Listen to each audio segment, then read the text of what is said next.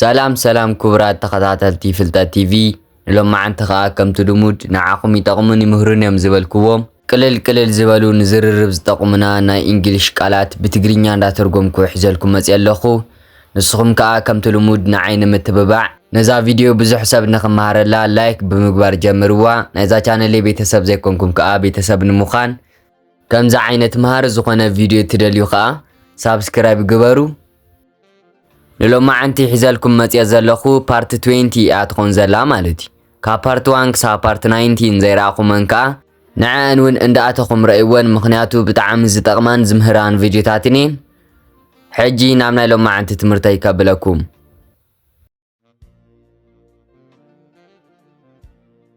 ሕራይ ክቡራት ተኸታተልቲ እዚ ብላዕሊ ጽሒፈዮ ዘለኹ ከምቲ ልሙድ ብእንግሊሽ ከመይ ጌርና ከም ንጽሕፈ እየ ጽሒፈልኩም ዘለኹ እቶም ሓደስቲ መጀመርትያ ዝኾንኩም ክርዳእኩም ኢለ እዚ ኣብ ማእኸል ጽሒፈልኩም ዘለኹ ከኣ ነቲ እንግሊሽ ከመይ ጌርና ከም ነንብቦ ብትግርኛ ጽሒፈልኩም ኣለኹ እዚ ከኣ ቅልል ኢልኩም ከተንብብዎ ወይ ከኣ ንኸተንብብዎ ይሕግዘኩም ማለት እዩ እዚ ኣብ ታሕቲ ወይ ከኣ መወዳእታ ዘሎ ከኣ ብትግርኛ ትርጉሙ ማለት እዩ ሕጂ ነቐጽል I am begging you I am begging you I am begging you እልምነካ ኣለኹ ወይ ከኣ እልምነኪ ኣለኹ ንምባል እንጥቀመሉ ማለት እዩ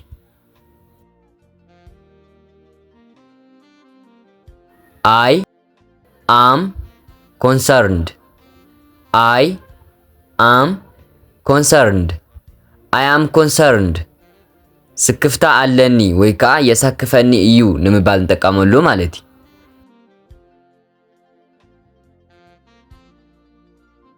I am in a good mood today.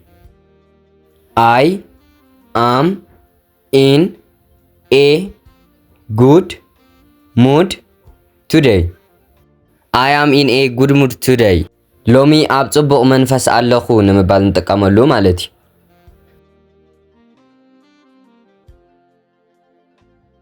I am in a bad mood today. I am in a bad mood today. I am in bad mood today. ሎሚ ኣብ ሕማቕ ስምዒት ኣለኹ ንምባል እንጥቀመሉ ማለት እዩ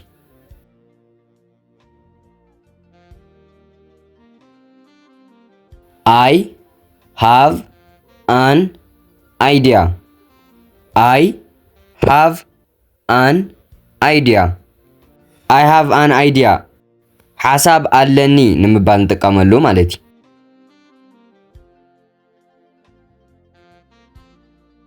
I have a meeting. I have a meeting. I have a meeting. ኣኼባ ኣለኒ ንምባል እንጥቀመሉ ማለት እዩ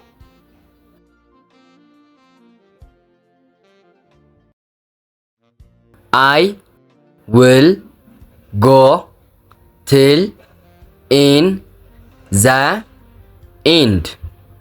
I will go till in the end. I will go till in the end.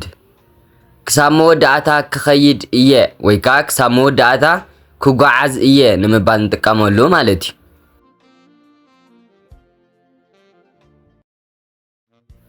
I will finish this. I will finish this. I will finish this. እዚ ክውድኦ እየ ንምባል እንጥቀመሉ ማለት እዩ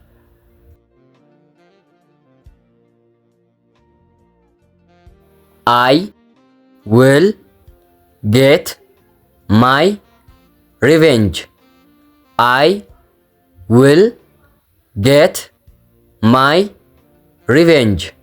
I will get my revenge. ሕናይ ክፈዲ እየ ንምባል እንጥቀመሉ ማለት እዩ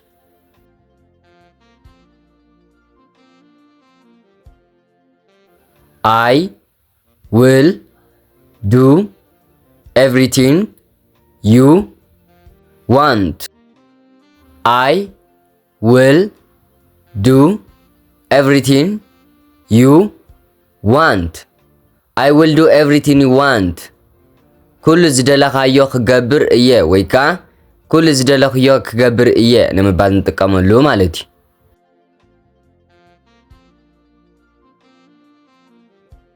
ሕራይ ክቡራት ተኸታተልቲ ነዛ ቪድዮ ክሳብ ሕጂ ትርእይዋ ድሕር አለኹም ፈቲኹም ኣለኹም ማለት እዩ። ስለዚ ንዓይ ንምትብባዕን ካልእ ከምዚ ዓይነት ማር ዝኾነ ቪድዮ ቀጻሊ ንኽሰርሓልኩምን ላይክ ኤንድ ሳብስክራይብ እንዳገበርኩም ኣተባብዑኒ። ሕጂ ናብ ዝቕጽል ከብለኩም።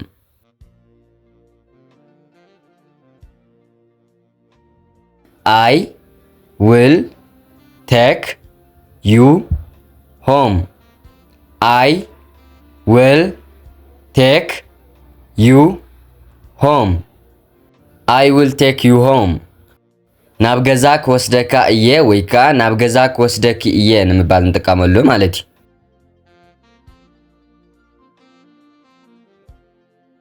I will win. I will win. I will win. ኣነ ክዕወት እየ ንምባል እንጥቀመሉ ማለት እዩ።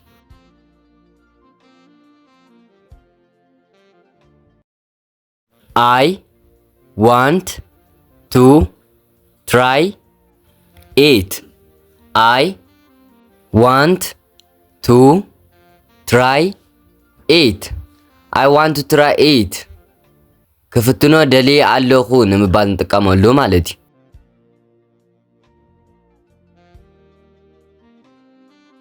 I need to find a job.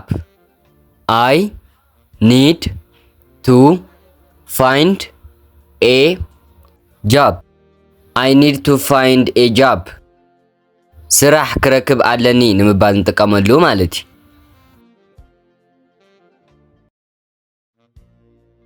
I bought a new phone. I bought a new phone. I bought a new phone.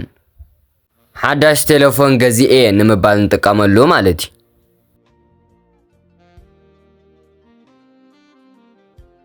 It's expired. It's expired. It's expired. ግዚኡ ሓሊፉ እዩ ወይ ከዓ ዓመተ ምህረቱ ሓሊፉ እዩ ንምባል እንጥቀመሉ ማለት እዩ።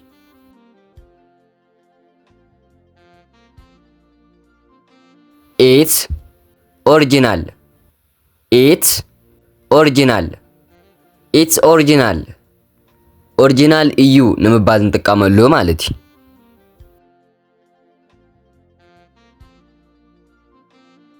It's a good choice.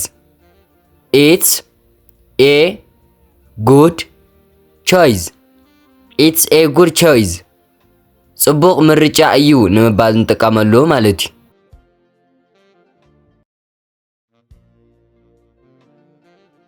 It's a bad choice.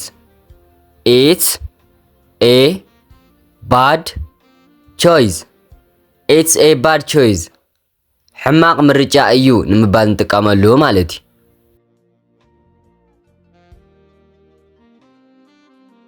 It's my first time.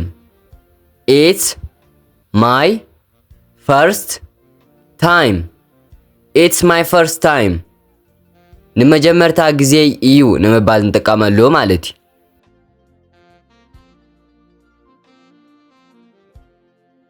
What do I have to do? What do I have to do? What do I have to do? እንታይ ክገብር ኣለኒ ንምባል እንጥቀመሉ ማለት እዩ።